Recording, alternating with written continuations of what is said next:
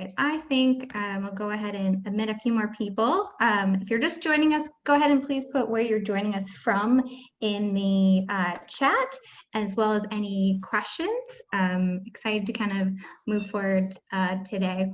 We'll go ahead and get started because I'd like to keep this maybe like a half hour to 45 minutes.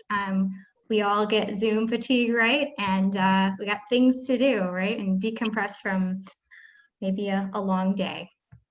Awesome. All right. So go ahead and ask questions in the chat, throw in your name, and we'll go ahead and get started. My name is Kate. I'm from CSTA. I have the privilege of helping support the Computer Science Honor Society at CSTA. I also am the Membership Experience Manager.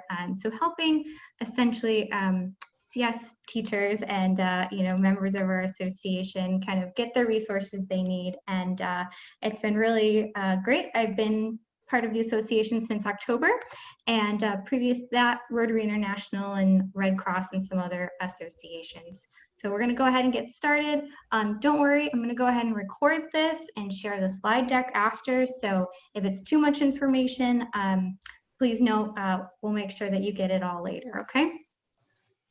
All right, great.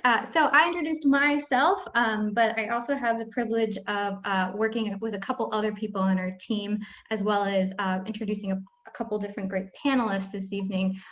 So first of all, I want to call out my colleague Yana. She is on she's part of the webinar this evening. Yana is the person who helps kind of with all the financial aspects of our this program, as well as if you've ever gotten pins from us, Yana has sent them from her house during the pandemic. So Yana, do you want to say hello? Hi, everyone. It's nice to meet kind of everybody from all over. I also like to, once you all get your pens and stuff, I'm new to Twitter. And so you all can put it on Twitter and I'll look at it and I'll share it, because that's pretty much the only shares that I get. And so, hey. A little marketing there. Yana, if you want to share your Twitter, go ahead and drop it in the chat. I don't know it. Give me a sec. I got to look on it. I just know that I'm on there, but I'll figure it out. So Yana will provide that resource in a minute. The other person I'd like to kind of call out is my colleague BT. He is the education director at CSJ and is awesome. And BT, do you want to say a few words? Hi there, everyone. It's great to see you. I'm zooming in from San Francisco, and I have my little colleague here with me who's joining tonight. Thanks for being here. Awesome. Thanks so much. They help support this program, and they're going to help support where it goes. But mainly tonight, we're going to try and wrap it underneath 45 minutes. We're going to try and answer some of your questions, as well as share resources afterwards. But the main thing is it's going to be a dialogue. I think the most important thing is this kind of great group of panelists I have talking about their experience with the Honor Society and what they've done last year. So I'm going to go ahead and introduce them, go through a quick agenda, and then we'll get to kind of some of their really great experiences, okay? Alberto Quieco is from Puerto Rico. Alberto, do you want to say hello? Hi, everybody. Thank you. Thank you for inviting me. Awesome. Yeah, thank you so much. And then we have Catherine Wyman. Catherine, would you like to say hello? Hi, I'm Catherine Wyman from Xavier College Prep in Phoenix. Good to be here. Awesome, thanks so much. And then we have Shantae and Monique Davis. They are in East Cleveland, Ohio, joining us in the same room. Would you like to say hello? Hi guys, how's everybody doing? Hi, and I'm Shantae, and this is Monique. Awesome, thank you so much. So you're going to hear a little bit more from them in a little bit. And like I said, this is meant to be informative, and we're going to record this. And I think the other kind of housekeeping things are, if you could just keep yourself on mute for now, and then when there's time for questions, please unmute yourself. But yeah, so I'd like to kind of go through a quick agenda. Where the fun part is when we get to talk to the panelists. I'm just going to kind of help moderate, as well as giving some details about the program. But I think exciting things to look forward to is, talking about some of the new things we're doing with the Honor Society first. I'll review a few details about the new program fee structure, what to expect if you are interested in starting an Honor Society, as well as perhaps you started one last year and thinking about having some new ideas for the upcoming year, And then these are some of the topics that the panelists are going to talk about this evening. And then very exciting is if you hang on till the end of the webinar is we're going to do a raffle, and any participant is available to win, and they're going to win free Honor Society pins and stickers. Very exciting. So everybody loves their, pins and whatnot. These are weird times, and we want to make it fun. Okay, awesome. All right, so I'm going to go ahead and kind of continue on. So if you haven't been part of the program before, we were able to kind of partner with Code VA in kind of taking over the Honor Society as of last fall. So it was our first year. If you could mute yourself, that would be great. So it was kind of our first year in kind of running this program, lots of lessons learned, but what was really exciting is we had over 150 societies from all over North America, and we're starting to get some applications from international now, and we're reviewing some information from our annual report from Honor Society advisors, and what I can say is it's just phenomenal how teachers have been able to pivot with these societies in terms of March, if they were able to continue, doing virtual service work and kind of continue that enrichment. These are weird times, so I like to think of, this opportunity is to kind of give students a place to kind of continue to learn about CS, a safe place in which, it's has values within equity, service, and excellence. We're only going to continue to grow this program, so I'm just excited you guys are here for the journey. So something else to call out is, you may have seen some emails if you're a current advisor, is we had a program fee structure starting last fall in which had a couple different steps. And I think we've moved to a new process in which it's all kind of lumped in to kind of help it make it easier on each individual advisor. So before it was, you have to pay a charter fee. Please mute yourself. You have to pay a charter fee, on being approved in the society, as well as a $5 student membership fee.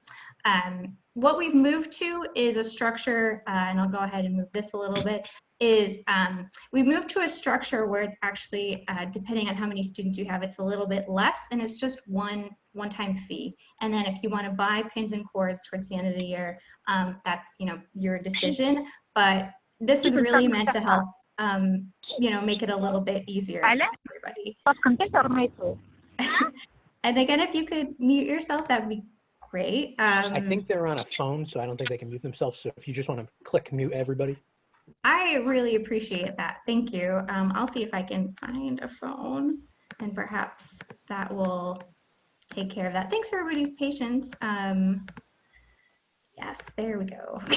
All right, awesome. All right, so we're going to talk about, there's going to be time for questions, but we do have an FAQ document around the program fee structures.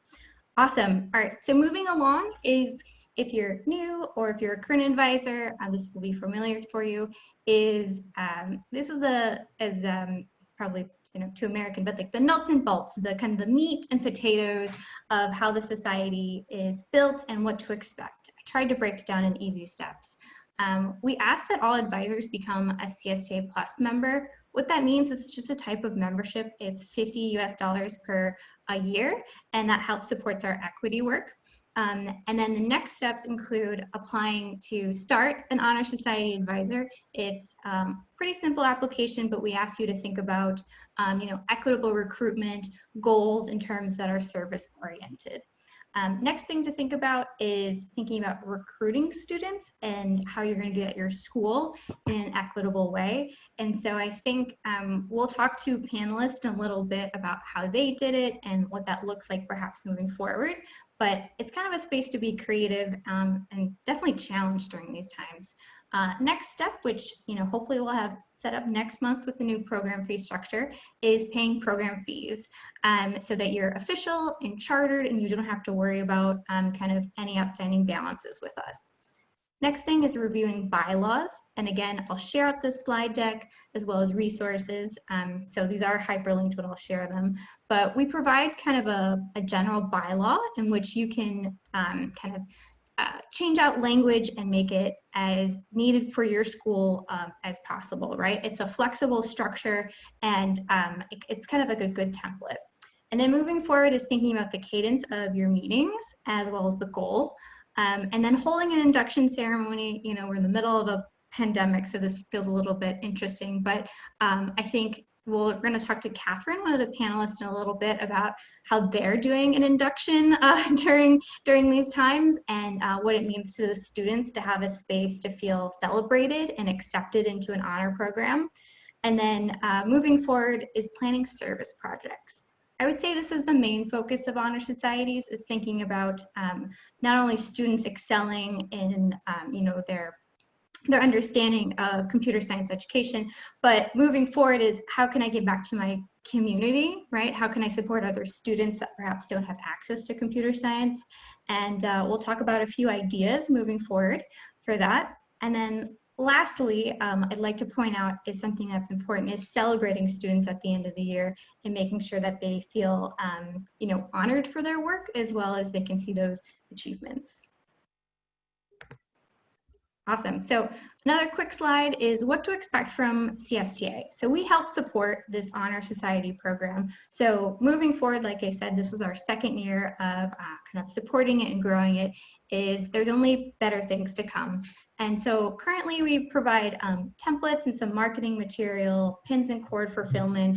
But here's what's going to come is we are currently asking for folks to apply for our advisor committee. And so you could help move forward with the structure of this program in terms of goals and strategy. And so what I mean by this is we'd like to provide more resources in terms of perhaps a resource bank, a monthly bulletin / newsletter, as well as securing perhaps scholarships in the future for Honor Society students. We'd like to grow this to be a sustainable program in which students really feel recognized, and there is kind of a culture and kind of, well, what I'm trying to say is it being something that it has a bit of more tradition to it within CSTA. We're trying to build that. Other things to look forward to is we're planning more webinars in which we're already starting to think of ideas. I was talking with some of the panelists about what else do we need to support current advisors in this virtual time, as well as I will say we are launching a virtual discussion board.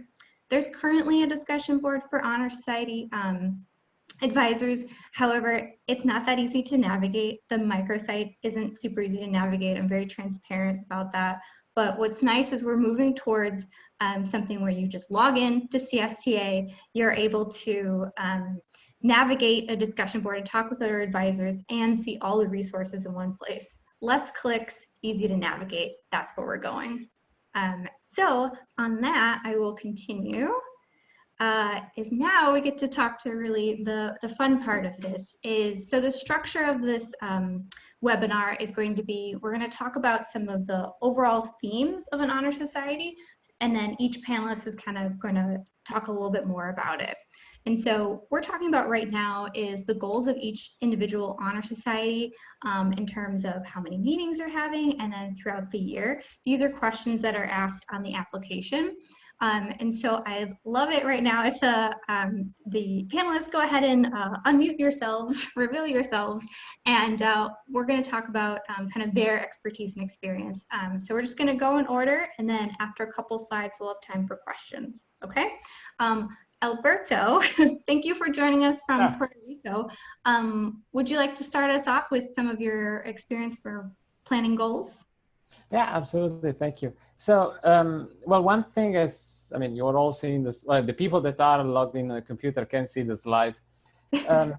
Where my goal, actually, it was a group, it was a team. Like, this is really what made this possible. It's a teamwork. Me and mostly my wife, we were both working on this. And our goal was to be inclusive and was to teach the students the importance of equity and service and empower them through computer science, and how computer science can be used to fight for equity and fight for being inclusive. And one of the things that we noticed is that it's very important to give students purpose. So then there were the students' goals. So we met with some students even before we start, and we asked them, what would be your goal? And yeah, there was for a couple of them was about service, giving back to the community. And, in general, this idea of creating community spirit for them was very important. So, yeah. Awesome. Thank you for sharing. And then I think I've mentioned, like, if you have specific questions for individual panelists or if something calls out, go ahead and drop it in the chat. Okay. And then now I'd like to kind of reintroduce Catherine to kind of talk about kind of her goals. And then I don't know if you want to talk about this or in the next slide, Catherine, your upcoming induction ceremony. Okay. I think that might be coming later, so we'll fold Yes. that in. Yeah, we'll see. I'm Catherine Wyman, and I teach at a Catholic school in Phoenix, and we are all girls. We named our honor society after Sister Mary Kenneth Keller because she was the first person to get a PhD in computer science. And when I found that out, because she's from the same order of nuns that run our school and have since 1943. So I was like, you know what, it's our destiny. We are supposed to double down on computer science, which is really cool. So we named our honor society after her, and it made the nuns awful happy. And we focus on, equity, service, and excellence, academic excellence. I wanted to provide, I knew that there were a lot of girls interested in computer science, and computer science is a graduation requirement at my school. We have about just under 1,200 girls. And I felt it was important to provide an affinity group.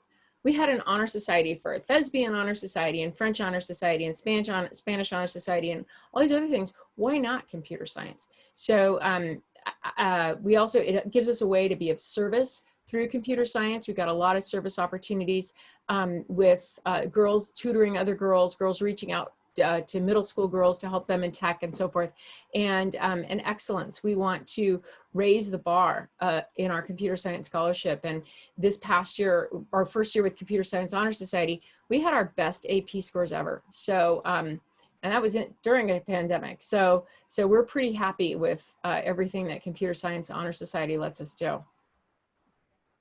Awesome. Thanks for sharing. And then I'd love to kind of bring back Shantae and Monique, Dream Team, kind of talk about their experience. And also I'd like to shout out that Shantae was an equity fellow for 2019-2020.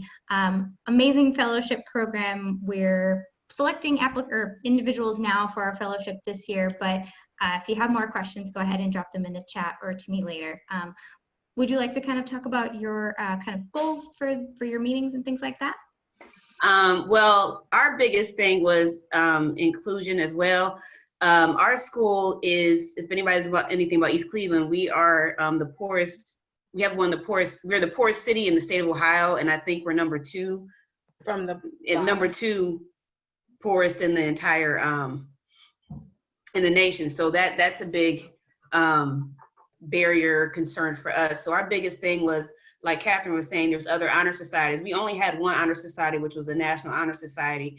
And because computer science is something that's moving up in the right direction, become very popular in our school, it's so popular that Monique is now teaching computer science along with me in her own classes, that we decided to have an honor society. And the greatest part was that we included students with disabilities. And I think 50% were girls, 25% of the students had IEPs, had IEPs, which was huge. And the whole, 3.0 in just a computer science class really helped out, because maybe their overall GPA wasn't there, but they had that 3.0 in that one computer science class.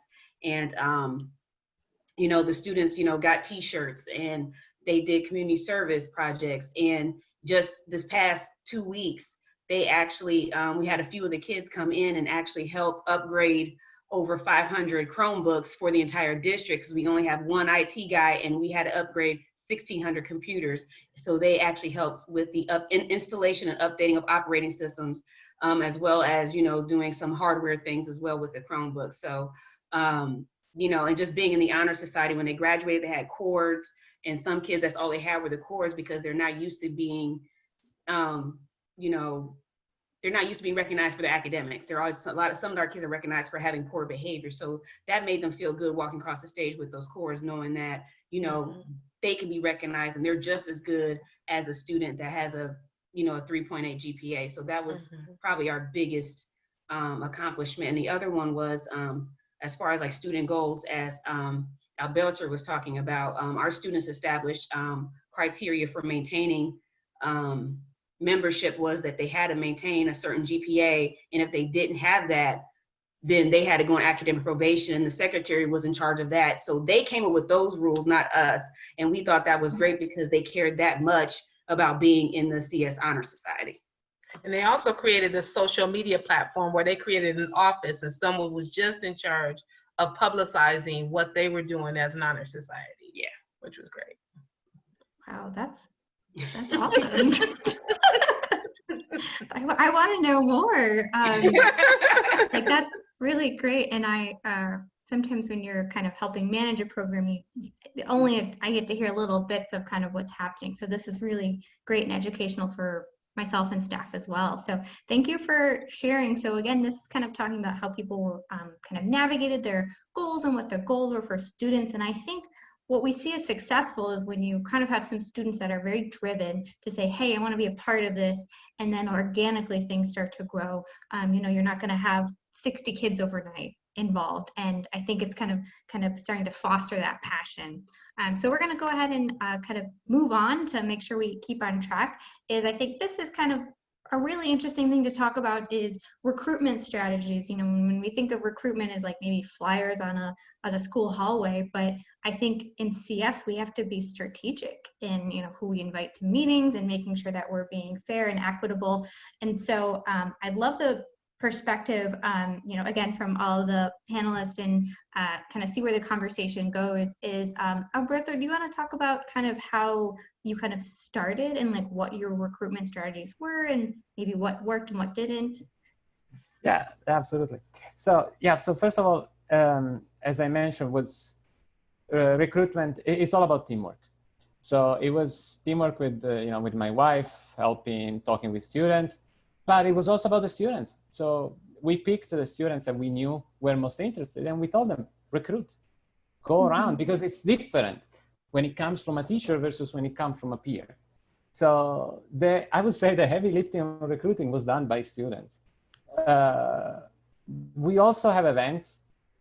We do every year an engineering week, and when we promote computer science and technology, we host a competition. We are the only school in Puerto Rico that actually hosts a programming competition for high school. So we do these things that promote computer science and help and promote, we try always to promote diversity. For example, it helps. My wife is the advisor of the Gender Equity Club that is inside the school. So we are always super, we try to be as sensitive as possible. One other thing that really helped is the fact that in our school, computer science counts as a language requirement. So our school has a requirement of 3 languages. Students have to take 3 languages, English, Spanish, and a third one of their choice. And administration, essentially after some discussion, accepted that computer science was a language. And that helped a lot grow, the numbers, our numbers. So, and as I mentioned in the previous slide, giving student purpose, that's the other thing that really helps them. Helps, having students being involved. That's awesome. I have a follow-up question is, thinking of events, you said this engineering week is that going to be virtual moving forward? Like how, I'm assuming so. Yeah, I'm assuming so as well. The competition as well, I already started talking with our administration, our competition, which is usually in the first week of December for Computer Science Week in honor of Grace Hopper. We usually do it physically. This year it's probably going to be virtual. For sure it's going to be virtual. There's no way it's going to be in presence, but yeah, that's it. So far we are planning on doing things virtual, but it's not clear how things are going to work out yet. Right, it seems very 2020. Thank you for sharing. Catherine, thanks for putting some of the notes in here, but do you kind of want to call out some things that worked well for recruitment for your honor society? Yeah, it's a little embarrassing because it was so easy. There was a huge pent-up demand, and all the girls as sophomores have to take a semester of Java, so they know if they're interested or not. And it's open to juniors and seniors. And so we got on the announcements. I made a couple of announcements. I sent out an email blast with a Google form to apply. And we had 107 members in our first year of Computer Science Honor Society. We're going to have around 140 this year. So there's a lot of pent-up demand. There's not a lot I have to do. The kids wanted to get sweatshirts, or it's 115 here today. And all the kids love to wear, we're not on campus, but they always wear sweatshirts. It's a thing. I don't understand it. But one of the things that I wanted to make sure that the sweatshirt said was Computer Science Honor Society down the sleeve. And I joked it was going to say Sister Mary Kenneth Keller Computer Science Honor Society down the sleeve, but no, because that's advertising, because they all see it and they're like, oh, those are cool sweatshirts. And so that kind of student promotion helps us a lot. We have public events as well. We've had for the last 12 years an event where we invite middle school girls from around the state to come to our campus for a day of hands-on science, technology, engineering, art, and math activities hosted by our high school students. And now it's kind of changed, so it's hosted largely by Computer Science Honor Society. So that gives us a lot. It's fun. All the girls have fun. And so the younger girls are looking like, oh, Computer Science Honor Society connected with this fun event. Okay, yeah, I want into that too. So it's just a whole effort. Not hard though. That's awesome. And I'm glad that it went well. I think other, societies have other challenges for sure. Thanks for sharing. Shante, Monique, looking at kind of the information that you put, I'd like to find out more information about this lunchtime meeting. Do you want to share? So we had what's called advisory hour last year, which was like the 20 minutes from 11 to 11:20 that kind of fell into first period lunch. So that's the time we used to meet with all the students because a lot of our kids either were athletes or worked after school. So that's when we had our meetings, and we had lunchtime meetings. At first it was twice a week, then it was down to once a week once everything got established. And but I say my biggest recruitment, anybody that was in my class plus the auto tech students, I just walked around the class with the graduation cords and I said, this could be you if you join the CS Honor Society. And the kids are like, ooh, and I said, yes, you could be just like the National Honor Society, but for computer science. So that's sold them. So that's all I need. And with our auto tech kids, they automatically, if they were taking a class, the auto tech part. Auto tech, your first semester senior in auto tech is electrical engineering, which falls under computer science. So that's how we got our auto tech boys in there as well. So that, and there's some girls in auto tech too. No, actually it was 3 girls in auto tech this year. So we had 3 girls in auto tech. So we were able to recruit them as well because I actually had them in my class for a gaming class, and then they ended up getting in that way. And also with our kids who are interested in the esports part of computer science, coming into our classes after school to do the gaming. So we started recruiting their friends because they would bring friends with them. Like, hey, so are you interested in taking computer science? And a lot of times you get the quotes, oh, I'm not smart enough to take that class. Oh, no. Do you work hard? Are you okay with thinking? Are you okay with problem solving? Are you okay if you don't get it right the first time, trying it again? Okay, you can take this class. And they were like, really? Yeah.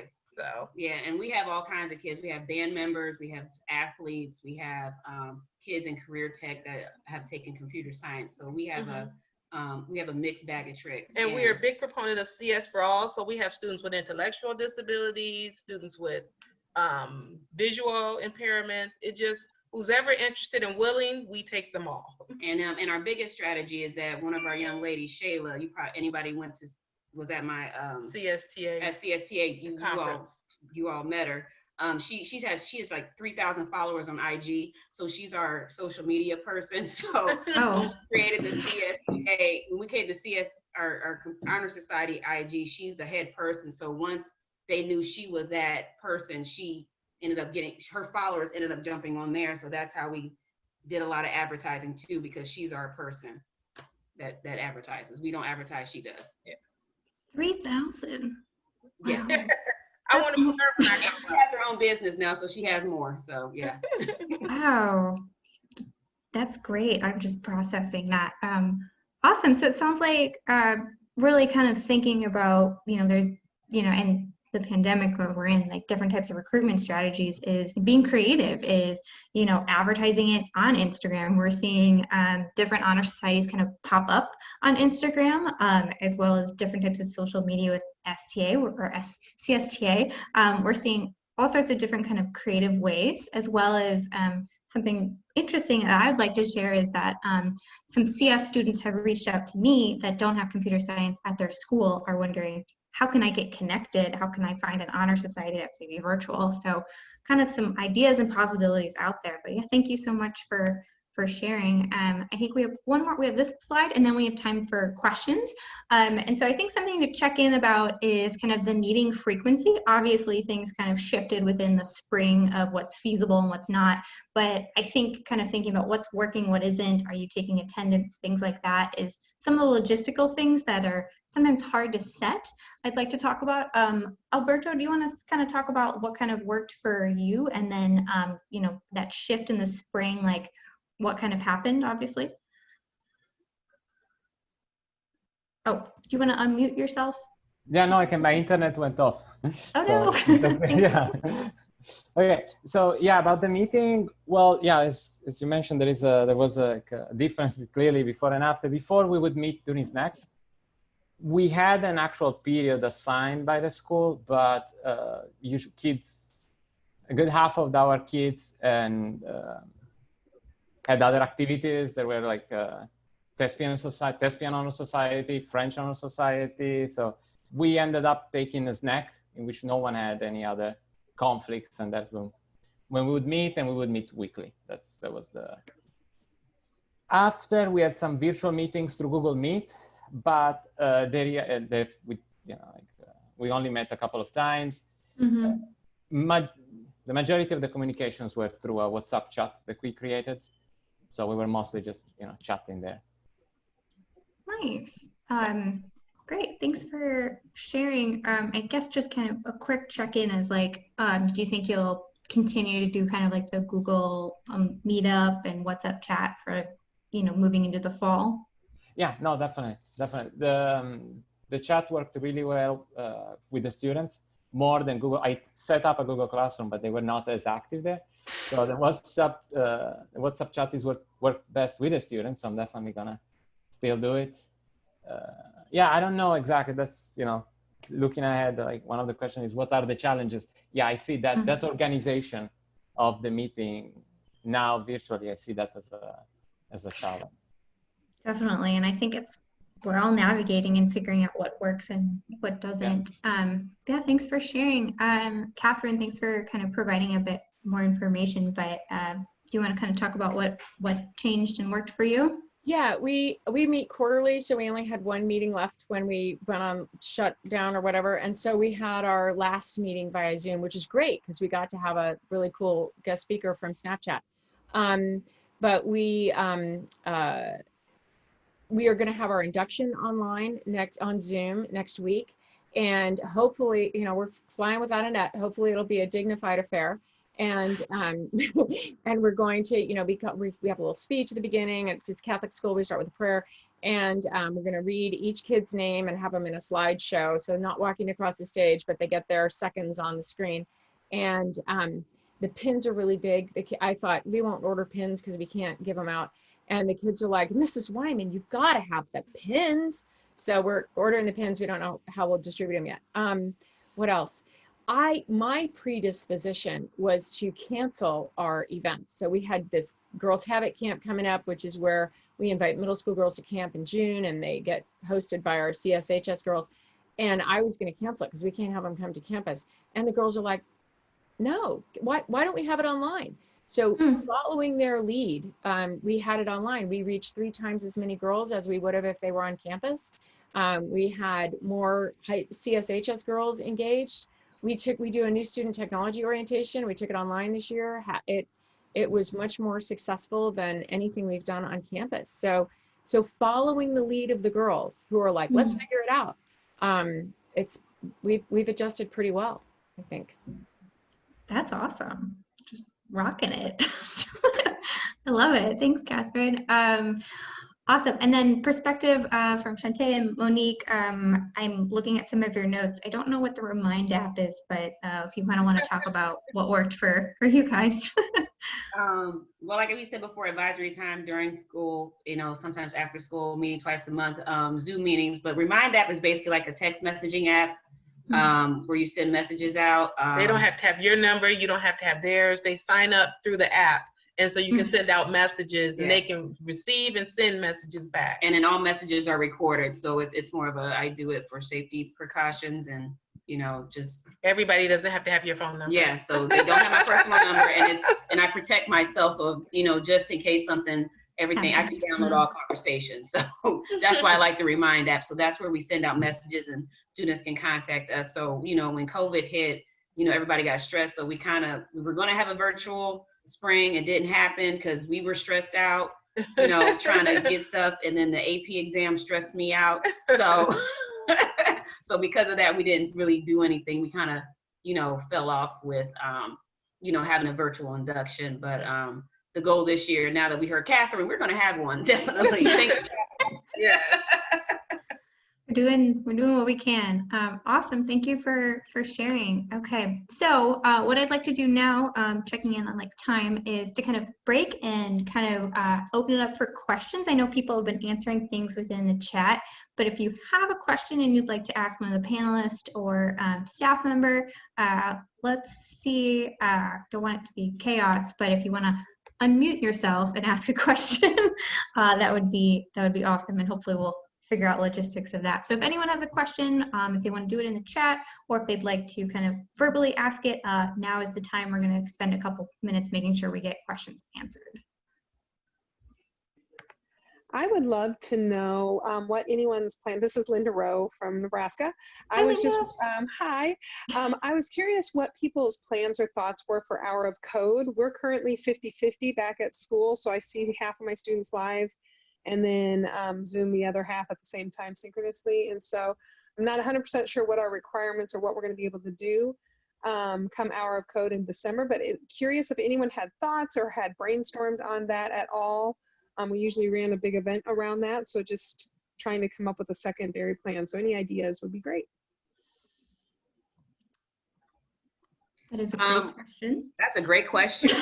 And, I got some ideas for you. So our goal this year is to take CS down to the middle in our 2 elementary schools. So our idea for Hour of Code was actually to do a virtual class session with a couple of the teachers that we're trying to recruit into CS on the elementary and middle school levels. And we're going to have our Honor Society students and our other, any student in CS that wants to do it. Act as a TA in the breakout rooms. Yeah. And so that's our idea this year. Awesome. Anyone want to jump back in with any other ideas? I think this is an ongoing conversation, with Hour of Code and CS Education Week being in December. What could we do? What does that look like? So anybody else would like to kind of add to Linda's question, answer the question? I also just wanted to clarify, we had like 1,200 last year. So I'm looking for how to handle about 1,300 people. So, okay. 1,300 hours, students, I guess that's my 1,300 students last year. So we had 1,200 students attend our Hour of Code last year. So massive amount of people. And then we had a community event with 200 people. And so we'd love to keep that going, but I have no idea how I'm going to handle that many on a Zoom call. So I'll let you keep going with ideas. Sorry to interrupt. No, I think that is a great question. And I think I'm making a note of that and some other things we're talking about, because we help during CS Education Week and kind of partner with code.org. So great question. And I think kind of thinking about moving forward, I'd like to come back to that. Hopefully in October, we can have another webinar around, how to prepare for things for December and service projects. But I'd like to take a look at some of the other questions. Hey, while you're looking, can I say something real quick? Yeah, go for it. It's such a big crowd. That might be something where you do like a Facebook Live or an Instagram Live, and you do a demonstration versus actually trying to actually do something interactive. And you do it with something that's easily accessible at home for everybody. Mhm. That makes any sense. Awesome. Yeah, I think being able to, funds you have available, if you need something free, those are things to think about. And we will kind of, hopefully that's something that, when we kind of put together an advisory committee for Honor Society, we can kind of put a list together of resources that we've seen work or not work and share those out. That's kind of the goal, is resource sharing amongst everyone. All right, a couple other questions I'd like to cover is, I know there was a question around student fees and things like that. Just to kind of clarify is now the program fee structure is, moving forward, we don't necessarily ask for students to pay individual fees, but if for some reason your administration cannot, you're not going to get the funds to do the $150 program fee starting an honor societies, that's one way to raise money. And I think another is perhaps your administration is going to cover that cost and you're looking for more funds and you don't have secured grant funds from CSTA, is you could charge individual students to be part of the society. That's the thing, is there's some flexibility there depending on your needs and goals. I will call out that we did have an opportunity last year with Google for individual grant opportunities for honor societies. We're hoping we can have more opportunities like that this year, but I think moving forward, it's what's feasible and what's equitable for students, right? Not everybody can afford that. So things to think about. Great question from Diane about considering partnering with the Girl Scouts for a technology badge. Yes, great idea. And then I think, let's see, what is the hourly requirement for community service? We asked last year, I believe it was, I think it was 5 hours of service per student. But again, I think these are different times, right? But that could also be within planning and doing perhaps like a Zoom event with your local community library or something like that, is thinking at the end of it, what counts is there's some flexibility there, but we do ask for at least 5 service hours per a student. Awesome. And again, there are going to be some more questions going on, but we're going to go ahead and move forward. Okay. Awesome. Thanks, everyone. I think this is we covered this a little bit about what went well and what didn't, but I think if you want to kind of call out maybe one thing from each of the panelists, Alberto, talking about like students drive. Can you talk about what you mean by that? Yeah, especially for some of them, students drive, students commitment. That was what really went well, I think, more than anything. Seeing these students really being passionate about it. Even when we switched to virtual, they were quick in thinking of new projects that could be done. I mean, our induction was also really good, but I think that if I have to pick one, the students' participation was what's the success, I think. Great, awesome. Thanks. Catherine, do you want to share kind of like a reflection of 1 or 2 things that went well? I'm just going to illustrate with a quick story. Having this affinity group, having this group of students that I have one email address, I can reach all of them. I just send them an email. I'm able to share external ideas, and it's those extracurricular opportunities, I think, that really inspire high school students. And this summer I shared something because, a lot of kids were casting about, what do we do? I shared this quantum computing camp from Stanford. 5 students signed up for it from Xavier. I think that they were the largest cohort of students from one school. 3 of them underrepresented minorities, and they loved it. One of them said to me today, she says she's actually signed up for my independent study as well as the other AP's class. She took the other one last year. She says, Mrs. Wyman, it changed my life. I was going to study musical theater in college, but now I want to study computing so I can go into quantum computing. So it's having that group that gives us the opportunity to present these activities they can grab onto.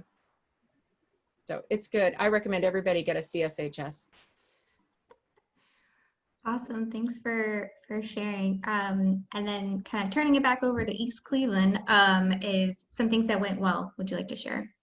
One of the things we did was we invited state officials and local officials to our induction ceremony. And, they were willing to come. They were actually excited about coming. One of our our state our state representative. He spoke at the induction, and then he offered to do resolutions for each one of our students, which was great. And then our CSTA Ohio vice president came and spoke. Yes, and he was our keynote. Our CS for CLE representatives From came Cleveland State. From Cleveland State actually came as well. So that was probably our biggest. It's involving other officials yeah. and other organizations to come and take part, so that the kids see it's bigger than just us at school. This has a wide-ranging reach. And I think our other one was a job tour. I work with Microsoft Teals, and Monique will be with Teals this year. And we went to Trimble Transportation, and the students went there, and they're a transportation company, but they don't own any semis, but they do software for semi trucks. Coca-Cola, big companies. And the students got to learn. They have so many different aspects of computer science. Even they have a help desk. So the students were able to shadow a couple different departments, and even speak with two Black women executives. And one was a software developer. They got to speak with them as well. They took time out of their day to actually speak with our kids. And that was probably the greatest experience, because now they have LinkedIn's and they got their business cards. And even one ended up getting an internship. Well, before COVID, they were able to get an internship, and the internship coordinator loved the students because they came in and were very gung-ho, and they just represented themselves and represented Shaw very well.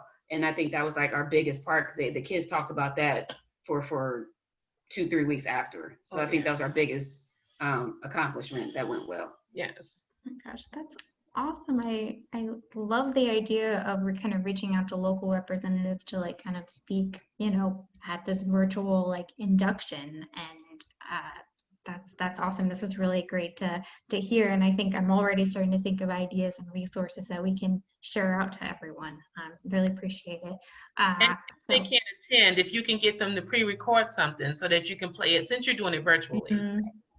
Right. Good call out. That's something we did at the CSTA conference recently. All right, awesome. So quick thing is just kind of thinking about, hey, what could I have changed moving forward? If you'd like to kind of share one each, that'd be great, panelist. Alberto, what could have gone better? Yes, so the initial organization was troublesome, precisely because we had students from so many different backgrounds. Finding a time where we could actually meet and start working, it took us like a month, almost a month and a half. So that could have gone better. And the other thing is, as I was mentioning, the students' drive was amazing. After we switched to virtual, I had some students keep the energy, and as I was mentioning, they were quick at changing. Other ones, they were unreachable. So I tried to contact them, but they weren't as responsive. Of course, the reality is that the situation wasn't easy for everyone, and it's not easy, but that's something that still, as a teacher, it still, affected me, having students disappear and not being involved anymore. Great, definitely good call out, and we care, and we're trying to figure out this as we navigate it. So I think that is definitely something we're seeing a slower response times, or students don't feel comfortable contacting, or they have something going on. We don't know what their home lives are sometimes. Yeah. So definitely some barriers there. Catherine, I'm looking at kind of your notes is the tracking attendance at meetings. Do you want to talk about that?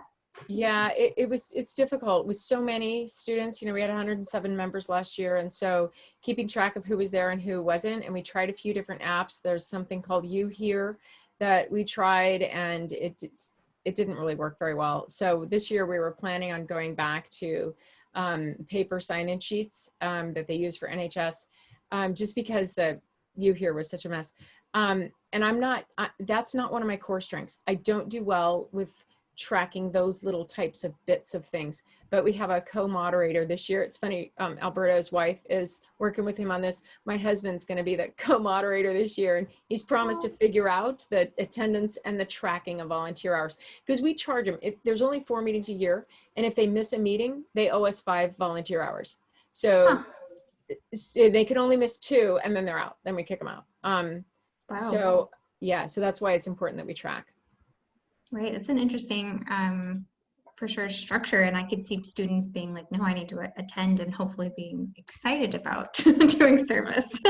Awesome. Shante, Monique, do you want to kind of share kind of things that you're kind of reflecting on you could have maybe changed? First of all, Wyman, you're our hero.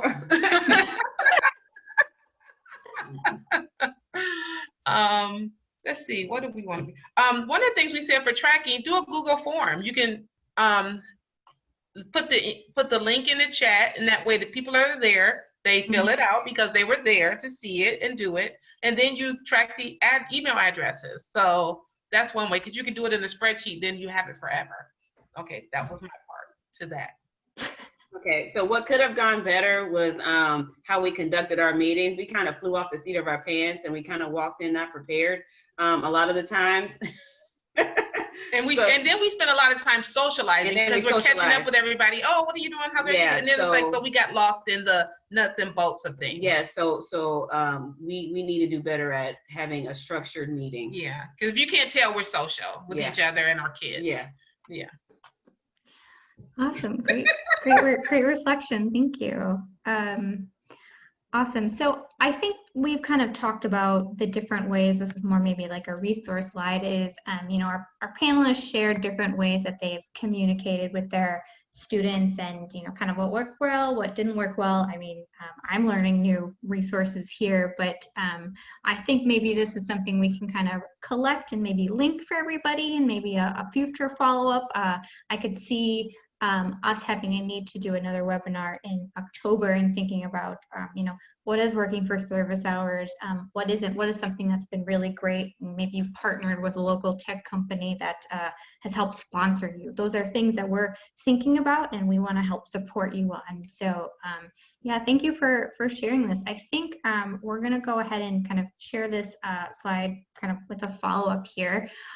But what I would like to do is pause again for questions and call out, and then have time for a raffle. So I'm going to go ahead and open it up for questions right now, either verbal or through the chat. So I'm going to go ahead and take a look. I love that everyone's kind of responding in here.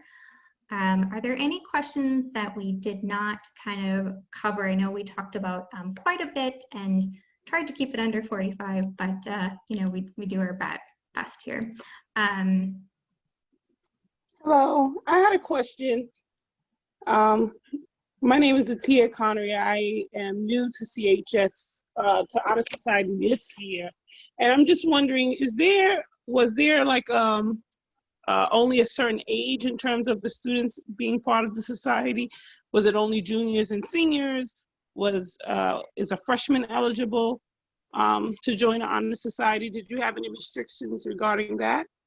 Yeah, great call out, and I see people's heads nodding. No, it's structured for at the high school level, so 9th through 12th grade. So all students are available and hopefully getting recruitment throughout the age levels, so you don't have majority of seniors that are very strong, and then kind of society needs to start